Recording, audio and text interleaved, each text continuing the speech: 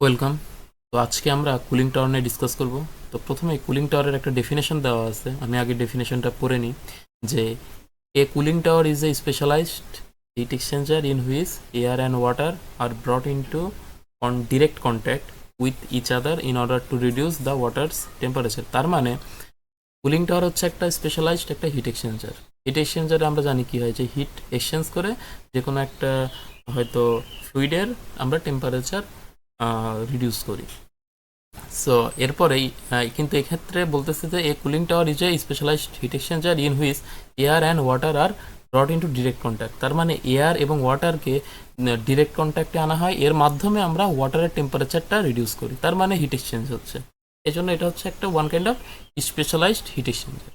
আচ্ছা, এরপরে কুলিং টাওয়ারের ক্লাসিফিকেশন দেওয়া আছে। কুলিং টাওয়ারকে আমরা দুই ভাগে ডিভাইড করি, সেটা হচ্ছে ফ্যান টাইপের উপর ভিত্তি করে, যে ফ্যান আছে কি না কুলিং টাওয়ারে, আর একটা হচ্ছে কুলিং টাওয়ারে আমাদের এয়ার ফ্লো কেমন, কীভাবে মানে এয়ার ফ্লোটা কী টাইপের এয়ার ফ্লো হচ্ছে তার উপর ডিপেন্ড করে আমরা ক্লাসিফাই করতে পারি কুলিং টাওয়ারকে।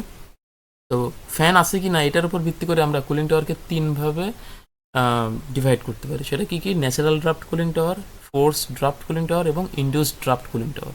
এখন ন্যাচারাল ড্রাফট কুলিং টাওয়ার যেটা, এই ক্ষেত্রে আমাদের মনে রাখতে হবে যে ন্যাচারাল ড্রাফট মানে হচ্ছে যে আমাদের এক্সটার্নাল ফোর্স লাগে না। ন্যাচারাল ড্রাফট টাওয়ার মানেই হচ্ছে যে ন্যাচারাল ড্রাফট কুলিং টাওয়ার মানে হচ্ছে যে আমাদের বাইরে থেকে কোনো এক্সটার্নাল ফোর্স লাগে না। আর ফোর্স ড্রাফট কুলিং টাওয়ার মানে হচ্ছে যে আমাদের বাইরে থেকে এক্সটার্নাল ফোর্স দিতে হয়।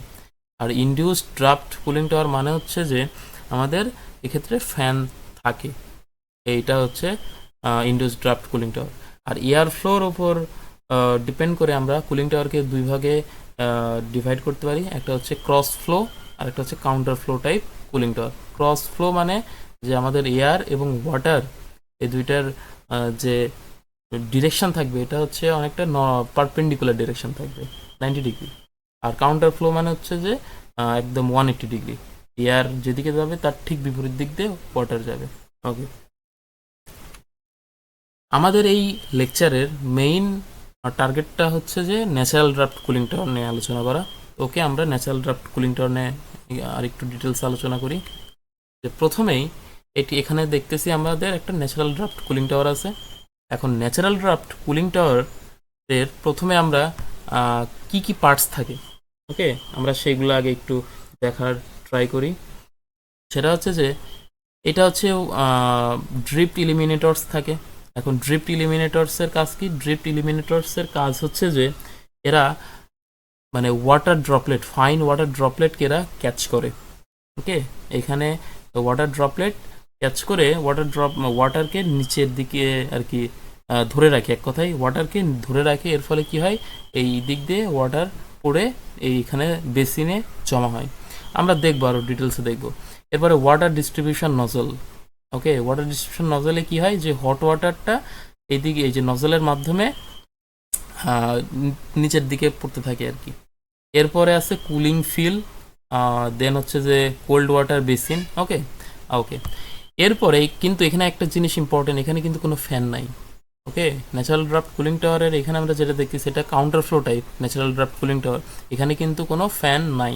আচ্ছা, এখানে আমি তিনটা টার্মিনোলজি লিখছি, সেটা কি কি? Dry bulb temperature, wait bulb temperature এবং ল্যাটেন্ট হিট।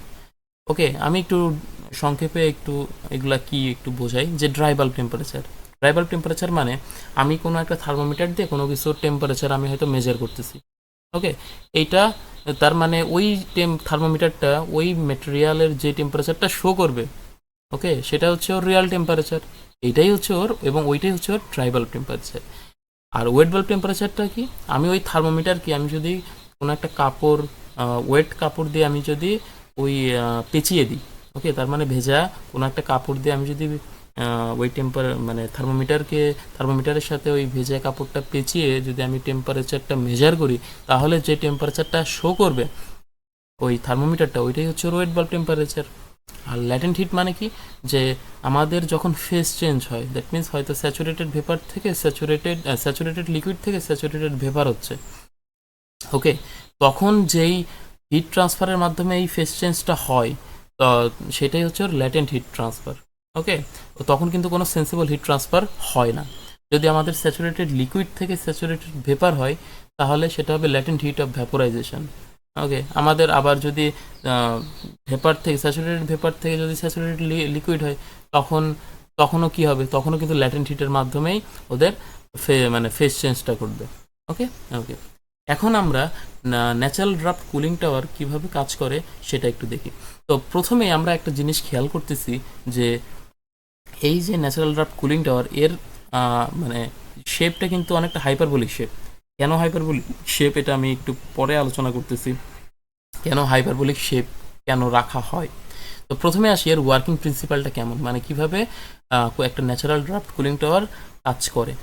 তো প্রথমেই যে আমাদের ইন্ডাস্ট্রি থেকে হয়তো অথবা পাওয়ার প্ল্যান্ট থেকে, নিউক্লিয়ার পাওয়ার প্ল্যান্ট থেকে যে হয়তো দেখা যাচ্ছে যে হট ওয়াটার আসতেছে, ওখানে একটা ইন্ডাস্ট্রিতে বা একটা নিউক্লিয়ার পাওয়ার প্ল্যান্ট বলি বা থার্মাল পাওয়ার প্ল্যান্ট বলি, যেটাই বলি না কেন, ওখানে কিন্তু হিউজ পরিমাণ হট ওয়াটার আমাদের থাকে। ওই হট ওয়াটারটা কি হয়, এই যে ওয়াটার ডিস্ট্রিবিউশন যেটা লাইন আছে এই লাইনের মধ্য দিয়ে আসতে থাকে কন্টিনিউয়াসলি। তো এর ফলে কি হয়, এই যে এখানে নজল আছে, নজলের মাধ্যমে ওই হট ওয়াটারগুলো এর মাধ্যমে বের হয়ে যায়। এবং যখন বের হয়ে যাচ্ছে, যেহেতু অরিফিসের মতো একটা মানে খুব ছোট স্থান দিয়ে যেহেতু হট ওয়াটার বের হচ্ছে, তার মানে ওর টেম্পারেচার কিছুটা ওখানে রিডিউস হয়ে যায়, জুল থমসন ইফেক্টের মতো আর কি। এরপরে কি হচ্ছে, যেহেতু এখানকার ওয়াটারের টেম্পারেচার খুব হাই, ওকে, এবং এয়ারে ময়েশ্চার আছে, মানে এয়ারের হিউমিডিটি, এই দুইটা মানে ফ্যাক্টর, ওকে, এই দুইটা ফ্যাক্টর একসাথে কাজ করে এই কলামের ডেন্সিটিকে কমায় দেয়, মানে কলামের যে ডেন্সিটি, এয়ারের যে ডেন্সিটিটা কমায় দেয়, এবং এইখানের এয়ারের ডেন্সিটিটা বেশি থাকে। ওকে, এখানে কলামে এয়ারের ডেন্সিটিটা কম, এখানে মানে এই জায়গাতে এয়ারের ডেন্সিটিটা বেশি থাকে।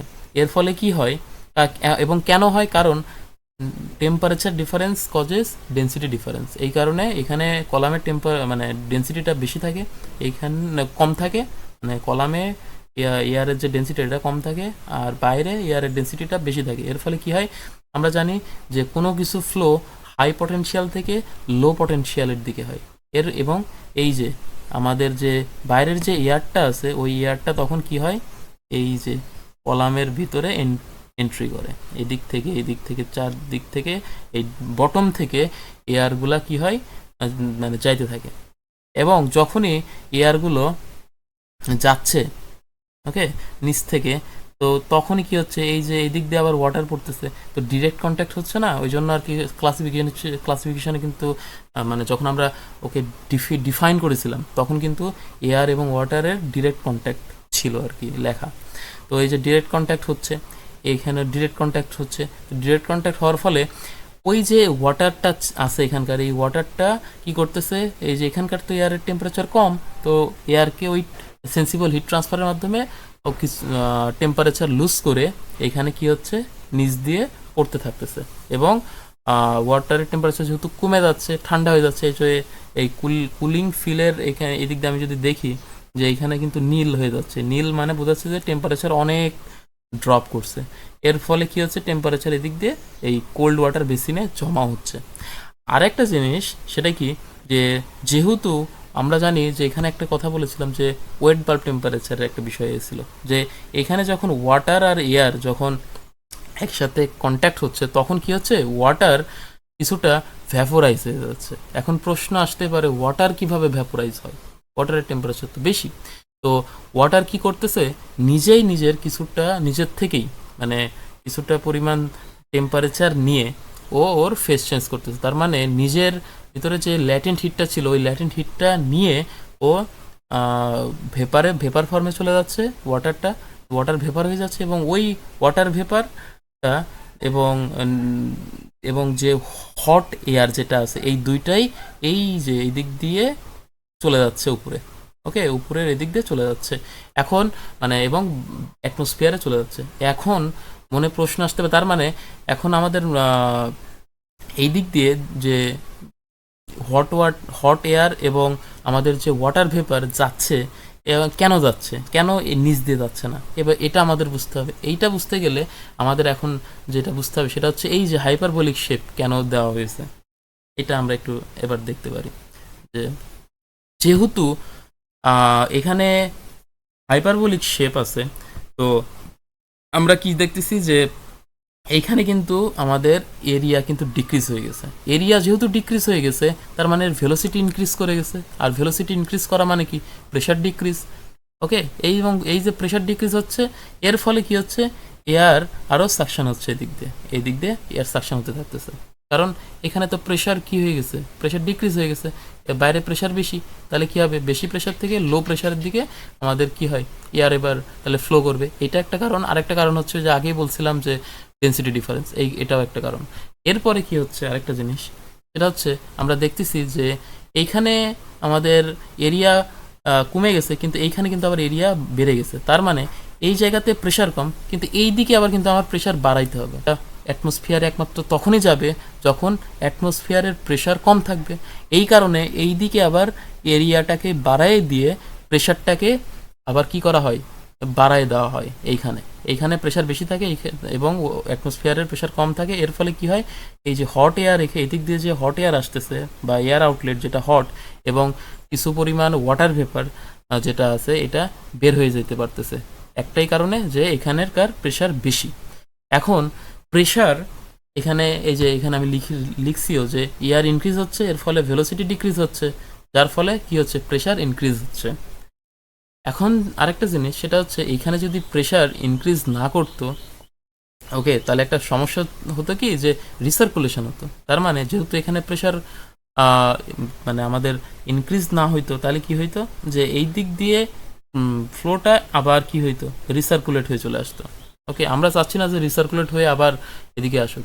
যে এইখানকার আমাদের যেহেতু এয়ার অনেক বেশি, তো এদিক থেকে তো এয়ার আসবেই। তো আমরা চাচ্ছি না যে এইখানকার যে হট এয়ার, এটা আবার নিচে চলে আসুক। এই কারণে এইখানকার প্রেশারটাকে আবার বাড়ায় দেওয়া হয়, ইনক্রিজ করে দেওয়া হয়। ওকে, তাহলে আমি যদি নাটশেলে বলি যে এইটুকু তো আমরা আগেই বুঝছি যে এইখানে এই দিক দিয়ে ওয়াটার ভেপার এবং আমাদের যেই হট এয়ার আছে, এইটা এদিক দিয়ে যাচ্ছে। ওকে, উপর দিয়ে আউটলেট হিসাবে বের হয়ে যাচ্ছে, দুইটাই যাচ্ছে, এয়ার, হট এয়ার এবং ওয়াটার ভেপার।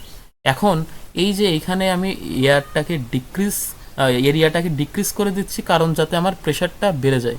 ওকে, কারণ এবং এটা অনেকটা ওই যে ভেঞ্চুরির মতো হয়ে যাচ্ছে না, ভেঞ্চুরি মিটারের মতো, যেখানে আমি এরিয়াটাকে কমাই দিচ্ছি, এর ফলে আমার প্রেশার কমে যাচ্ছে। প্রেশার কমে যাওয়ার কারণে কি হচ্ছে? আরও বেশি পরিমাণ এয়ার সাকশন হচ্ছে। এখন আমাদের যে এরিয়াটাকে কমাই দেওয়ার কারণে আমাদের প্রেশার আরও বেড়ে যাচ্ছে, এর ফলে আরও বেশি পরিমাণ এয়ার সাকশন হচ্ছে। এখন আমি আবার এইখানে যে আবার কিন্তু এরিয়াটাকে বাড়াই দিছি, এর ফলে প্রেশার বেড়ে গেছে। বাইরের অ্যাটমসফেরিক যে প্রেশারটা ছিল, সেটা আর চাইতে এখানকার এয়ারের প্রেশারটা বেশি থাকে। এর ফলে কি হয়? ওয়াটার ভেপার এবং হট এয়ার বাইরে চলে যায়।